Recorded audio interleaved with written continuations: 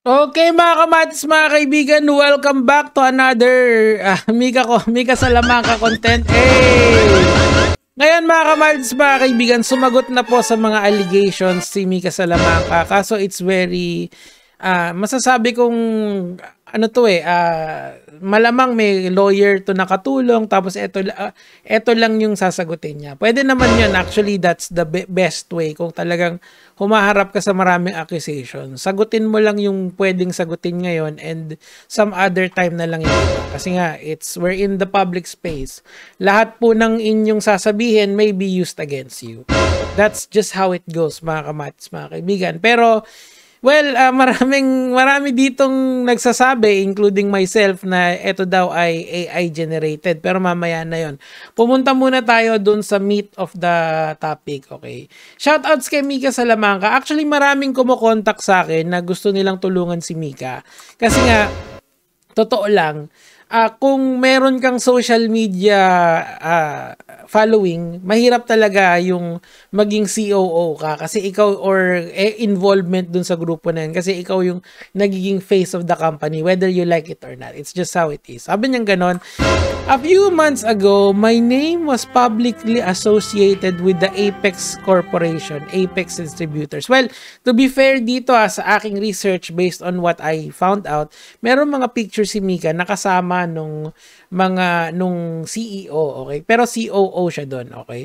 Specifically, the controversy stems from the allegation that Apex failed to deliver orders on time despite receiving down payment, okay? So, dito pa lang makikita nyo na very calculated na yung sagot niya. Allegations that Apex failed.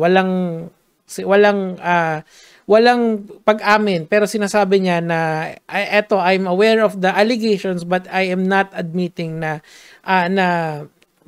ito ay nangyari talaga. So it's very malamang sa malamang merong tumulong kay Mika na sumulat dito. Frustrated by the situation, several distributors took their concern to national TV. Ito na nga yung sa Tulfo.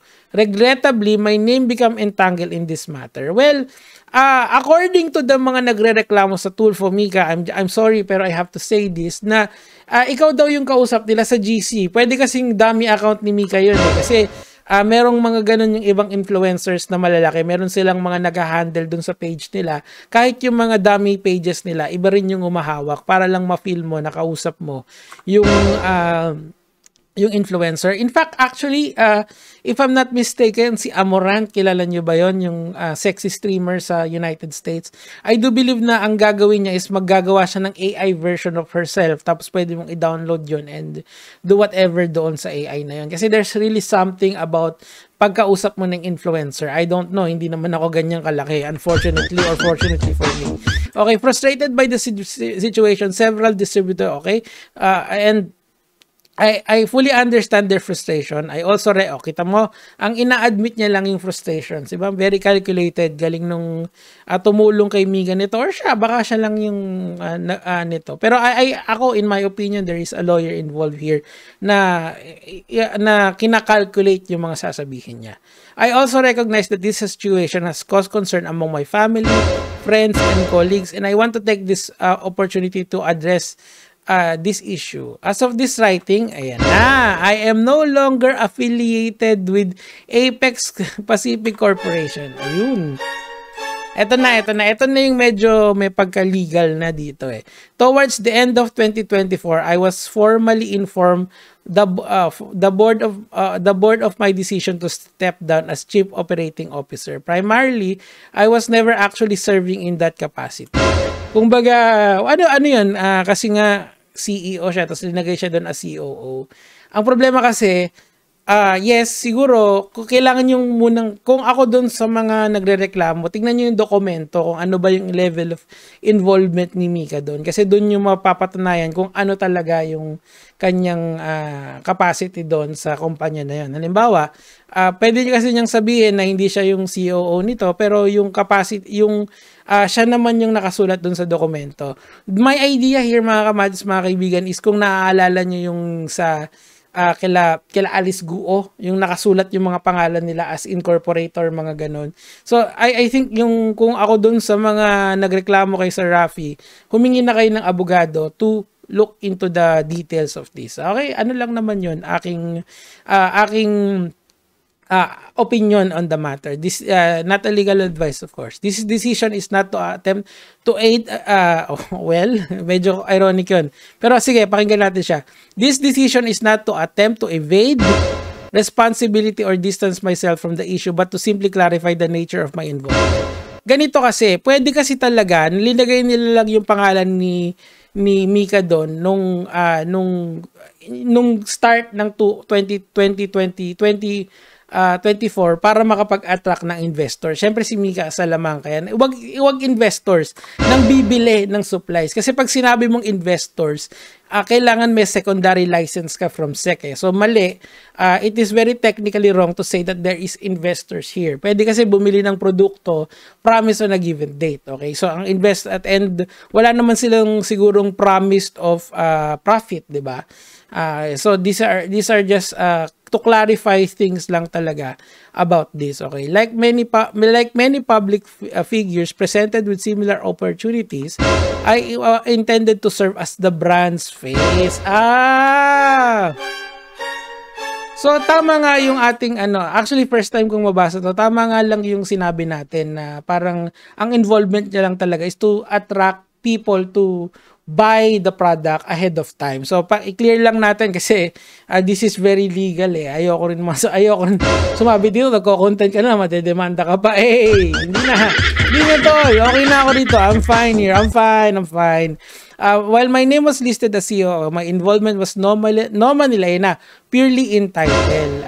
Pero again, babalik tayo doon sa dokumento, what is written in the document and ano yung level of involvement mo.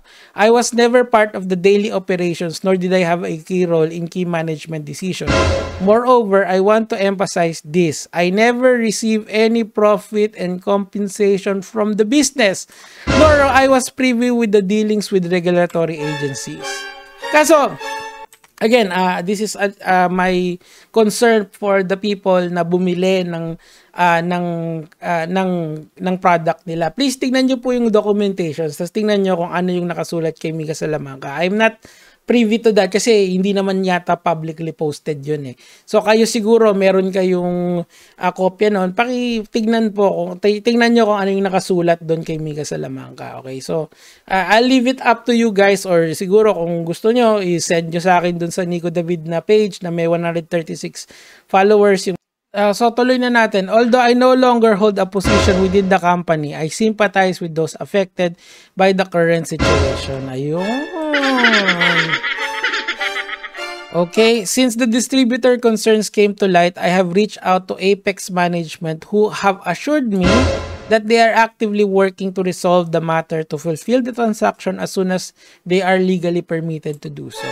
Okay mga kamatis, mga kaibigan, sana pa balikan nyo yung mga dati nating. Una muna, balikan nyo yung parts nito kung hindi nyo pa napapanood lahat. Pero panoorin nyo rin yung sa Tulfo. Kasi sabi sa Tulfo na ganon, if I'm remembering it correctly, ay kailangan ng maraming permit dyan. Okay? Hindi sila kompleto kasi sa permit. Kung kailan lalabas yung permit, hindi natin alam. Okay? Matagal yan. Nagagalit na nga si Sir Rafi dyan kasi nga parang according to Sir Rafi, and I'll be loosely quoting him na may sabwatan daw. I'm not sure kung totoo yun. Pero yun yung bintang ni Sir Rafi doon at galit na galit siya at gusto niya magkaroon ng senatorial hearing or doon, 'di ba? So I'm not sure about that, but then again, kung kayo ay isa sa mga fans ni Mika Salamanca, it's either antayin nyo na naka-float yung pera nyo dyan or talagang demand nyo na isoli yung pera sa inyo.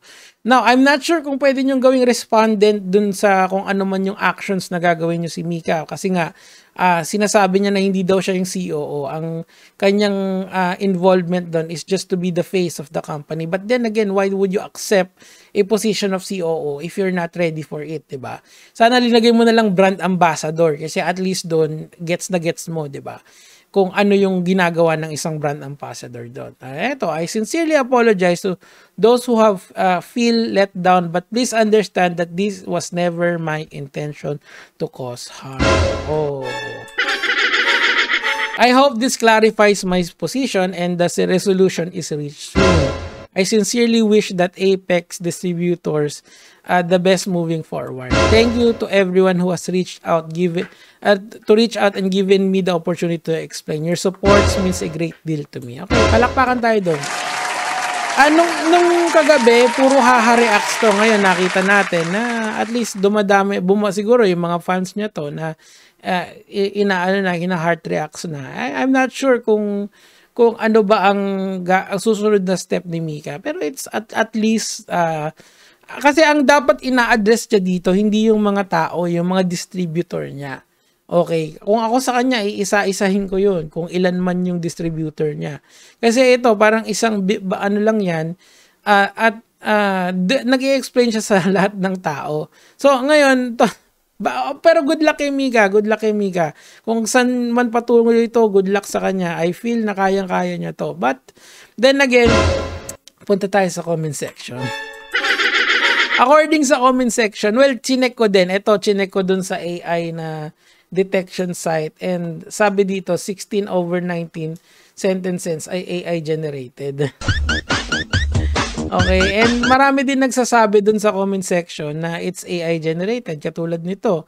Sa Quillbot naman to, 72% daw. Tuloy natin. Well, siguro, I don't know. Ito nabasahin natin to. You step down after all the cash poured in. COO is COO. No excuse. Correct. You lured people to invest. Ito, dito lang ako kontra dun sa salitang invest. Kasi, pag sinabi mo kasing invest, there's merong parang expectation of ROI or bust, di ba? Pero kasi sila, distributor lang sila. Kumbaga, bibili ka lang ng items sa kanila. They are not promising any profit from that. They are just promising you the product. Okay? Kung yung product na yan bumenta or hindi, it doesn't matter right now. Ang iniisip lang nila is yung kung babalik ba yung pera or hindi. Ito, tingnan natin to. Ay, in my prison. Sabi dito, hindi, wag naman. Wag naman, eto. Well, hindi ko alam.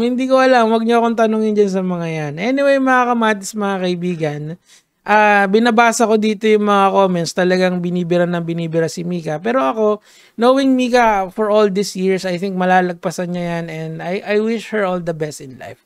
Yun lang naman yung sa akin for today. Gege, mga lods.